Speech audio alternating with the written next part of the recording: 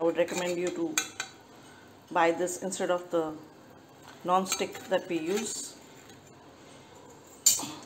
It's much better. Roasts nicely. You can grill anything on it, vegetables or chicken. Turns out really well and good for health also. Just press it a little and you get these lovely grill marks. You don't need any fancy toasters or anything like that. See how well it's turned out.